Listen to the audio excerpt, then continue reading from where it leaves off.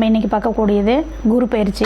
வரக்கூடிய ஜூன் 2ஆம் தேதி 2026 அன்று குரு மிதுனத்திலிருந்து கடகத்திற்கு பயிற்சியாக போகிறார். இந்த குரு பயிற்சி 12 ராசிக்காரர்களுக்கும் 27 நட்சத்திரத்திற்கும் எப்படி இருக்க போகிறது இந்த வருடம்? ஏன்னா குரு ஒரு வருடத்திற்கு ஒரு வீடு என்ற நிலையில் பயணிப்பார். அவ்வாறு பார்க்கும் பொழுது மிதுனத்திலிருந்து கடகத்திற்கு ஒரு வருட காலங்கள் குரு அங்கே தான் இருக்க போகிறாரு. அந்த குரு 12 ராசிக்கும் 27 நட்சத்திரத்திற்கும் உரிய பலாபலனை தரப்போகிறாரு. எப்பயுமே குரு நின்ன வீட்டை கெடுப்பார் அப்படிங்கிற ஒரு பழமொழி இருக்குது. குரு பார்த்த வீட்டை வளர்ப்பார்.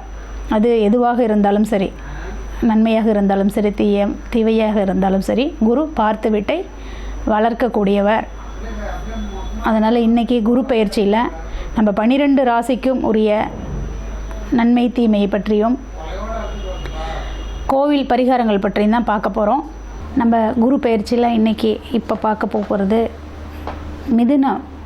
மிதுன ராசியில் பிறந்த நபர்களுக்கான குரு பயிற்சி பலன்கள் தான் பார்க்க போகிறோம்.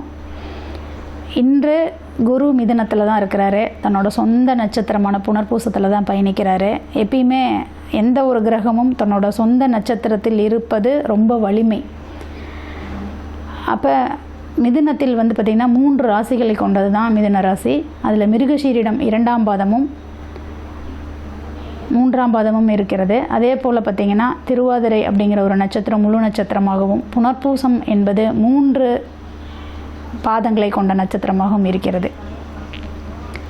அடுத்தபடியாக மிதுனத்திலிருந்து மீண்டும் குரு தன்னோட சொந்த நட்சத்திரமான புனர்பூசம் 4ஆம் பாதத்தில் தான் பயணிக்க போகிறாரு. அப்போ இந்த மிதுன ராசியில் பிறந்தவர்களுக்கெல்லாம் இந்த வருட குரு பயிற்சி எப்படி இருக்க போகுது? நல்ல பலனை தருமா அப்படின்னா கட்டாயம் நல்ல பலனை தருங்க. ஏன்னா மிதுன ராசியில் பிறந்தவர்கள் இந்த வருடம் கொடுத்து வைத்தவர்கள். ஏன்னா இந்த மிதுனத்தில் பிறந்தவர்களுக்கு பார்த்திங்கன்னா குரு காலபுருஷ தத்துவத்திற்கு 7-10 குடையவர். 7ஆம் இடம் என்பது ஒரு மாங்கல்யத்தை, அதாவது கணவன் புதிய உறவை குறிக்கக்கூடிய இடம். 7ஆம் இடம் என்பது தான் கலத்திரம். அப்போ மிதுன ராசியில் பிறந்தவர்கள் இன்றைக்கு வரையில் எனக்கு திருமணம் இல்லைங்கிறவங்களுக்கு எல்லாமே கட்டாயம் புதிய வரவு, அதாவது தன்னோட 2ஆம் இடமான கடகத்திற்கு பயணிக்கிறார் குரு. மிதுனத்திற்கு 2ஆம் இடமாக கடகமும், 7ஆம் இடமாக தனுர் வீடும், 10ஆம் இடமாக மீனமும் வரும். அப்போ 7-10 கொண்ட குரு 2இல் பயணிக்க போகிறார், உச்ச நிலையில் பயணிக்க போகிறார். அப்போ இந்த வருடம் எப்படி இருக்குன்னா, கல்யாண திருமணம் இல்லை, ரொம்ப காலமாக பெண் பார்த்துட்ருக்கோங்க அப்படிங்கிறவங்களுக்கும், அதே சமயத்தில் பெண் பார்க்குறோம், அது கைக்கு கிடைக்குது ஆனால் திரும்பி வேண்டாம் அப்படிங்கிற ஒரு சூழ்நிலையே தவறி போயிட்டே இருக்குது அப்படிங்கிறவங்களுக்கெல்லாம் பார்த்திங்கன்னா இந்த வருடம் நல்ல ஒரு வருடமாக இருக்க போகுது. மிதுன ராசியில் பிறந்தவர்களுக்கு கட்டாயம் திருமணம் என்பது உண்டு. ஏன்னா 7ஆம் இடத்து அதிபதி 2ஆம் இடம் குடும்பஸ்தானத்தில் அமர்கிறார். அப்போ பார்த்திங்கன்னா அந்த குடும்பம் என்பது அமைய பெறப்போகிற ராசியாக இருக்க போகிறது. அடுத்தபடி மிதுனத்திற்கு 3ஆம் இடம்னு சொல்லக்கூடிய இந்த சிம்ம வீட்டிற்கு குரு 12இல். அப்போ 3ஆம் இடம் அப்படிங்கிறது சிறுதூர பயணத்தையும் இளைய சகோதரத்தையும் குறிக்கக்கூடியது. அப்போ குரு பார்த்திங்கன்னா உச்ச நிலையில் 12ஆம் இடத்தில் அமரும் பொழுது நம்ம கோவிலுங்களுக்காக இந்த வருடம் பார்த்திங்கன்னா புதிய கோவிலுக்கு யாராவது எங்கேயாவது போய் சுற்றி பார்க்கணும், இந்த கோவிலுக்கெல்லாம் நான் ரொம்ப நாளாக போகணுன்னு ஆசைப்பட்றேன், என்னால் போக முடியலங்கிறவங்களுக்கெல்லாம் இது ஒரு வாய்ப்பு சுற்றுப்பயணமாக இருக்கும். கட்டாயம் இந்த வருஷம் நிறைய கோவில்களுக்கு போய் அதை சுற்றி பார்த்துட்டு அதன் பெருமை அருமையெல்லாம் அறிஞ்சிட்டு வரப்போகிற ராசிக்காரர் யாருன்னா மிதுன ராசியாக தான் இருக்க போகிறீங்க. அதே போல் சுற்றுப்பயணங்கள் மேற்கொள்ளும் பொழுது கொஞ்சம் கவனமும் தேவை, சரிங்களா? ஏன்னா அது 12இல் உச்சமாக இருந்தாலும் கூட அது 12ஆம் இடம் அப்படிங்கிறது சற்று மருத்துவ செலவை கொடுக்கக்கூடிய இடமாகவும் மாறும். அப்போ கவனம் தேவை. அடுத்தபடியாக பார்த்திங்கன்னா 4ஆம் இடத்திற்கு 11ஆம் இடம். மிதுன ராசிக்கு 4ஆம் இடம் கன்னியாக வரும். அந்த கன்னிக்கு அது 11ஆம் இடத்தில் குரு உச்சம். அப்போ மிதுன ராசியோட தாய்க்கெல்லாம் பார்த்திங்கன்னா இந்த வருஷம் நல்ல ஒரு காலங்க, நல்ல ஒரு லாபம், தொழில் மூலியமாக ஒரு வருமானம் கிடைக்கும். வேலைக்கு போகிறவங்களா இருந்தால் அவங்களுக்கு மன மகிழ்ச்சி உண்டு, ப்ரொமோஷன் உண்டு. ஏன்னா லாபஸ்தானத்தில் போய் குரு உட்கார்றார் தாய் வீட்டுக்கு. அப்போ தாயால் ஜாதகருக்கும் லாபம் உண்டு, குழந்தைகளால் தாய் அவங்களுக்கும் பார்த்திங்கன்னா ஒரு நல்ல பலாபலன் இந்த வருடம் கிடைக்க போகுது. அடுத்தது துலாம் 5ஆம் இடம், இந்த மிதுன வீட்டுக்கு 5ஆம் இடம். குழந்தை இல்லைங்க ரொம்ப நாளாக அப்படின்னா இந்த வருஷம் கட்டாயம் 100% உங்களுக்கு குழந்தை உண்டு. யாரெல்லாம் இதுவரையிலும் குழந்தைக்காக இப்போ திருமணம் முடிஞ்சு 2 வருஷம் ஆகிப்போச்சு, 3 வருஷம் ஆகிப்போச்சு, குழந்தைக்கு வெயிட் பண்ணிகிட்ருக்குறோம் அப்படின்னா புதிய வரவு 5ஆம் இடம். 5ஆம் இடத்துக்கு அதாவது பார்த்திங்கன்னா குரு வந்து 7-10க்கு சொந்தக்காரர், 2ஆம் வீட்டில் வந்து அமர்றாரு. அப்போ இந்த 5க்கு இந்த 5ஆம் இடம் அதாவது துலாம் வீட்டிற்கு அந்த குரு யாராக வருவாங்கன்னா பாக்கியாதிபதியாக வந்து அமர்றார். பாக்கிய இடத்தில் வந்து அமர்றாரு. அப்போ எவ்வளோ ஒரு நல்ல ஒரு பலாபலனை அது கொடுக்க போகுது. அதே போல் வந்து பார்த்திங்கன்னா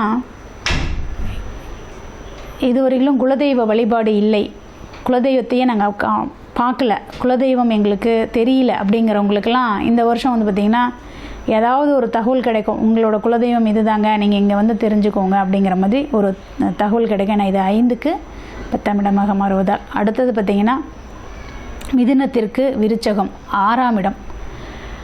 அப்போ 6ஆம் இடத்திற்கு குரு எங்கே போய் அமர்றார் அப்படின்னு பார்த்திங்கன்னா 9ல் பாக்கியத்தில்.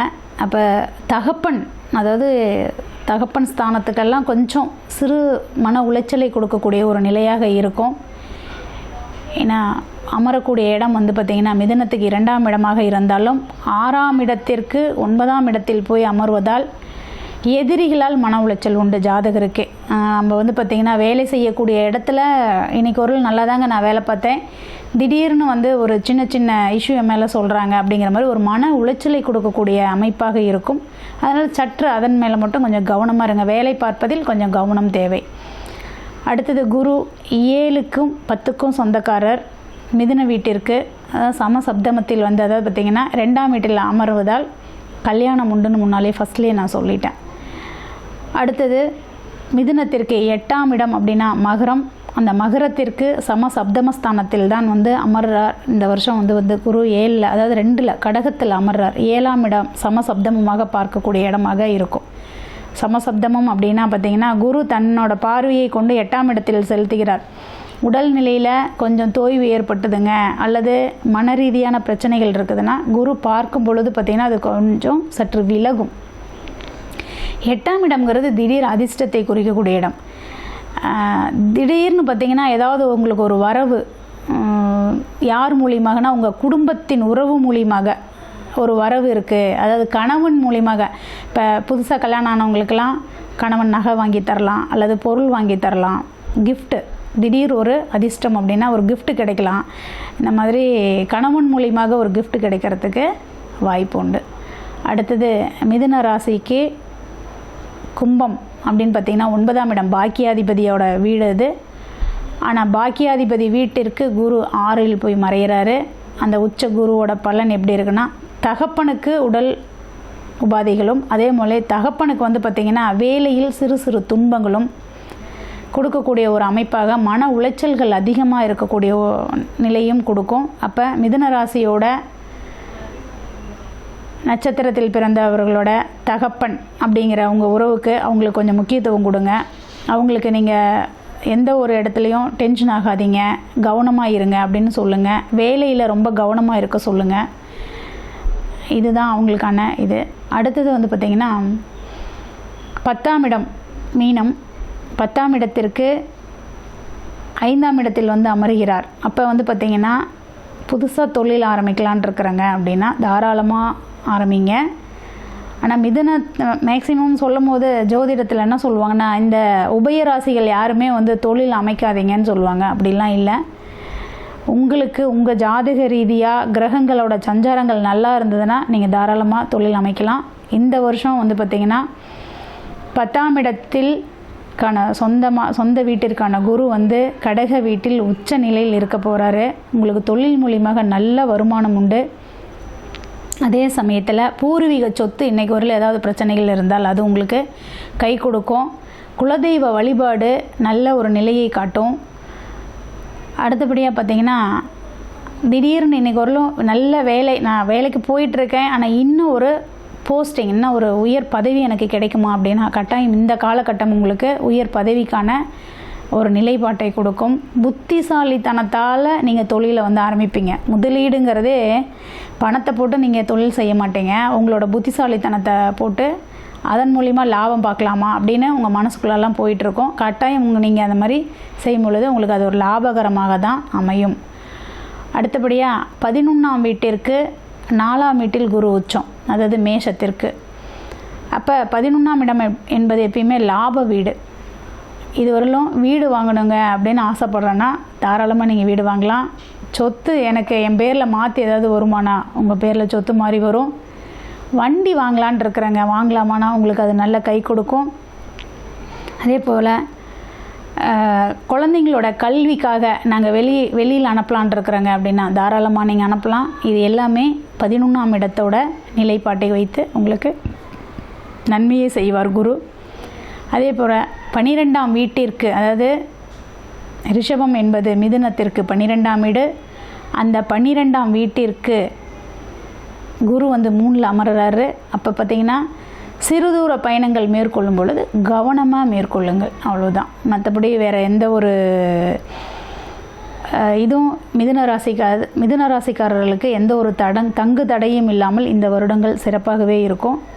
சிறு தூர பயணங்கள் மேற்கொள்ளும் பொழுது வந்து பார்த்திங்கன்னா கவனம் மட்டும் இல்லை,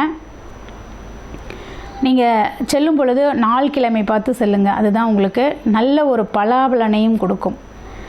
இது உங்களுக்கு எல்லாத்துக்குமே ஒரு பயனுள்ள தகவலாக இருக்கும்னு நான் நினைக்கிறேன். நன்றி.